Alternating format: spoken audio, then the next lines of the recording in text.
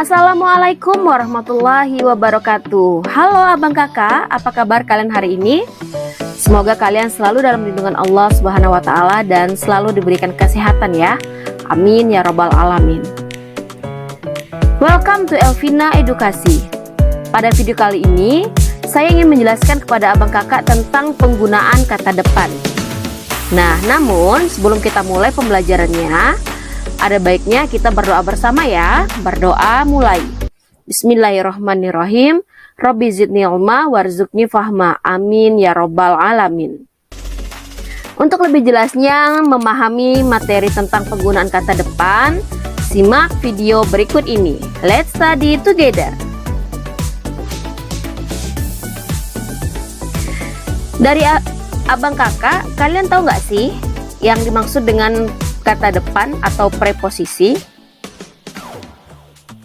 Nah, jadi yang dimaksud dengan penggunaan kata depan atau istilah lainnya adalah preposisi ya. Jadi kata depan atau preposisi merupakan jenis kata yang ditulis di depan sebelum menuliskan kata benda, kata kerja, kata keterangan, dan jenis kata yang lainnya.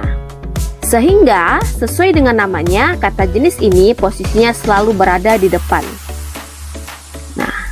Itu adalah pengertian dari preposisi atau kata depan. Nah, kemudian aturan dalam penulisan preposisi itu seperti apa? Jadi ada beberapa hal yang harus diperhatikan dalam penulisan penggunaan kata depan atau preposisi.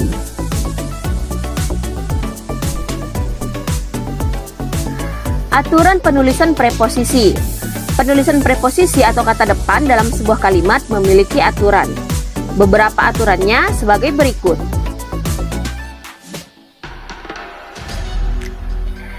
Aturan penulisan apabila untuk menyatakan tempat. Jadi, beberapa jenis kata depan berfungsi sebagai kata penunjuk tempat atau lokasi. Misalnya, kata di, ke, juga, dan dari.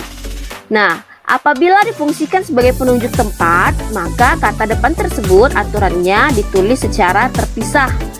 Sehingga kata depan ditulis dulu baru kemudian diberi spasi dan disusul kata lainnya. Contohnya, Ika lahir di Palembang. Nah, ada kata di dalam kalimat tersebut, maka penulisan di dengan daerah atau kota tersebut harus ditulis secara terpisah. Nah, jadi aturan yang pertama adalah penulisannya apabila menyatakan tempat. Jadi untuk penulisan menyatakan tempat, kata depan atau preposisinya harus ditulis secara terpisah dengan kata setelahnya. Aturan yang kedua adalah sebagai penulisan jika menjadi imbuhan. Aturan penulisan berikutnya jika kata depan preposisi difungsikan sebagai imbuhan. Jadi beberapa kata depan memang bisa digunakan sebagai imbuhan, misalnya kata di, ke, dari, jika. Aturan penulisan dijadikan sebagai menjadi imbuhan, maka dalam hal ini penulisan preposisinya harus digabung dengan kata yang mengikutinya. Contohnya di, misalnya begini.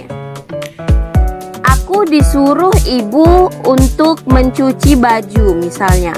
Nah, kata di tersebut penulisannya harus digabung dengan kata suruh apabila hal tersebut aturannya sebagai imbuhan. Begitu. Nah, aturan yang ketiga adalah aturan penulisan jika berada dalam judul. Kata depan dalam beberapa kondisi juga diletakkan di dalam kalimat yang merupakan judul. Khusus untuk kata depan yang di dalam judul, maka kata depan tersebut ditulis dengan huruf kecil, sementara kata lain pada huruf pertama selalu memakai huruf kapital. Bisa kalian lihat pada contoh judul yang ada pada slide ini ya. Aturan penulisan jika berada dalam judul. Nah, kata dalam itu merupakan preposisi atau kata depan. Nah, penulisannya harus menggunakan huruf kecil semua seperti itu. Nah, kecuali untuk kata-kata yang lain harus menggunakan huruf kapital di huruf awal kata tersebut.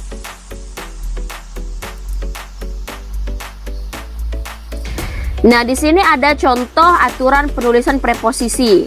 Tadi yang pertama itu kan menyatakan tempat ya, menyatakan tempat. Nah, contoh kalimatnya yang pertama, Ika lahir di Palembang. Kata di tersebut harus terpisah menulisnya dengan kata selanjutnya. Contoh yang kedua, ayah sudah berangkat ke kantor. Itu kan menunjukkan tempat ya.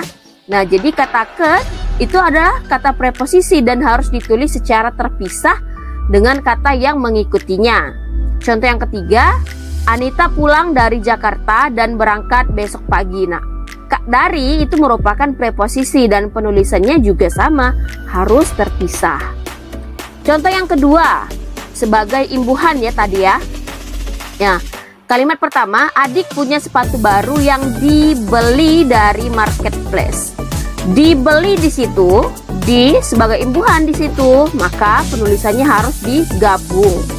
Nah, kemudian kalau dari tadi menyatakan tempat, maka penulisannya harus dipisah.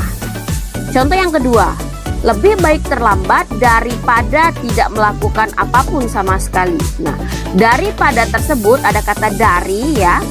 Situ sebetulnya menunjukkan imbuhan. Nah, kemudian yang ketiga itu tadi preposisi dalam judul ya. Nah, seperti api dari Gunung Galunggung. Nah, itu adalah judul. Nah, kemudian kata dari tersebut merupakan preposisi. Maka kalau di dalam judul, penulisan preposisi harus ditulis dengan huruf biasa atau huruf kecil. Sedangkan kata-kata yang lain harus menggunakan huruf kapital pada huruf pertama kata tersebut. Nah, itu adalah contoh aturan dalam penulisan preposisi. Sampai di sini mudah dipahami kan ya abang kakak?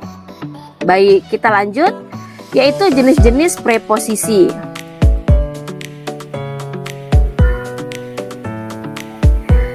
Jadi jenis-jenis preposisi itu terbagi menjadi dua abang kakak. Yang pertama ada yang namanya preposisi tunggal, yang kedua ada yang namanya preposisi majemuk. Nah, masing-masing dari preposisi tersebut terbagi lagi menjadi dua masing-masing. Untuk preposisi tunggal terbagi menjadi dua, yaitu preposisi tunggal dasar dan preposisi tunggal imbuhan. Sedangkan preposisi majemuk juga terbagi menjadi dua. Yang pertama adalah preposisi majemuk berdampingan, yang kedua adalah preposisi majemuk berkorelasi. Nah, kira-kira maksudnya seperti apa ya? Nah, mari kita simak penjelasan di video ini. Untuk preposisi tunggal, jenis yang pertama dari kata depan preposisi adalah kata depan tunggal, yaitu jenis kata depan yang bentuknya hanya terdiri dari satu kata, sehingga bentuk katanya adalah tunggal. Kata depan tunggal kemudian dibagi lagi menjadi dua jenis, yaitu kata dasar dan kata imbuhan.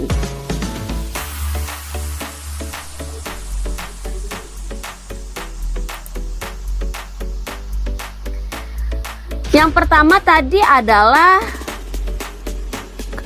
tunggal ya. Nah, adapun jenis kata depan yang termasuk kata dasar ada banyak, dimulai dari kata bagi, buat, dari, dengan, di, akan, antara, hingga, sampai, untuk, sejak, oleh, pada, seperti, tanpa, dan lain sebagainya. Nah, itu adalah penggunaan atau contoh dari preposisi yang bentuknya kata dasar tunggal ya, atau yang bentuk kata dasar. Nah, kemudian yang kedua itu adapun bentuk kata depan yang memiliki imbuhan. Kalau tadi kan ada yang namanya kata dasar ya kan, preposisi tunggal dasar. Nah, kemudian yang kedua ini adalah preposisi imbuhan ya, preposisi imbuhan. Nah, adapun bentuk kata depan yang memiliki imbuhan contohnya selama, sepanjang, sekitar, seluruh, dan lain-lain.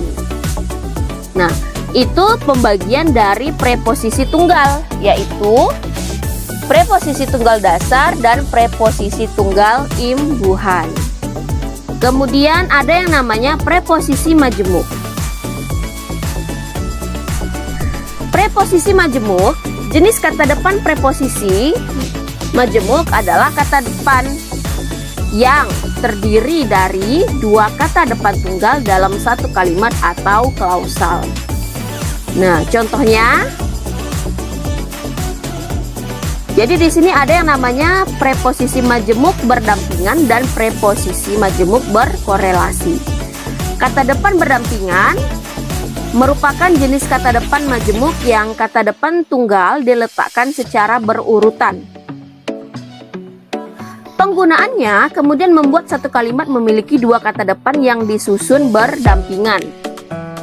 Nah, adapun jenis kata depan yang masuk dalam kategori berdampingan adalah kata oleh karena, sebab itu, selain dari, sampai ke, sampai dengan, dan lain sebagainya. Untuk preposisi majemuk berkorelasi adalah jenis kata depan yang terdiri dari dua jenis atau dua kata yang saling berpasangan dan penempatannya terpisah dengan frasa lain. Sehingga dalam satu kalimat tersebut terdapat dua kata depan yang letaknya berjauhan. Sebagai contoh, kalian dapat melihat pada poin kedua. Di sini contoh dari preposisi majemuk berkorelasi adalah dari, kemudian ada kalimat dan hingga. Jadi pasangannya biasanya dari dan hingga. Kemudian ada kata sejak, kemudian berdampingan dengan sampai. Yang ketiga ada antara, berdampingan dengan dan beberapa contoh lainnya. Nah, itu adalah contoh-contoh dari preposisi tunggal maupun preposisi majemuk. Selanjutnya adalah fungsi preposisi. Nah, di sini ada 5 fungsi preposisi yang akan saya sampaikan kepada abang kakak. Untuk fungsi yang pertama adalah menyatakan tempat. Jadi, untuk jenis kata depan yang bisa difungsikan sebagai penunjuk tempat adalah di, pada, dalam, atas, dan juga antara. Contohnya adalah dia dalam bus yang melaju ke arah Jakarta. Untuk yang kedua adalah menyatakan arah asal. Nah, untuk jenis kata yang bisa memberikan fungsi ini ada dari. Ya, contohnya adalah kupu-kupu itu terbang dari arah utara ke barat. Untuk contoh ketiga adalah menyatakan arah tujuan. Adapun jenis kata depan yang bisa memiliki fungsi ini meliputi kata ke, kepada, akan, dan kata. Contohnya, ayah mengisi air ke bak mandi. Nah, kata ke di sini menyatakan arah tujuan. Untuk fungsi yang keempat adalah untuk menyatakan pelaku. Kata depan preposisi kemudian juga bisa berfungsi sebagai media untuk menyatakan pelaku. Misalnya kata depan oleh. Nah, sebagai contohnya, buku Anitas ternyata diambil oleh ibunya. Nah, kata oleh tersebut menunjukkan sebagai menyatakan pelaku. Nah, ini adalah fungsi yang terakhir, yaitu fungsi menyatakan akibat. Untuk kata depan juga memberikan fungsi sebagai sarana untuk menyatakan akibat. Adapun jenis kata yang bisa memberikan fungsi ini adalah hingga dan juga kata sampai. Nah, sebagai contoh, masalah berat yang dialami Anita sampai membuatnya stres.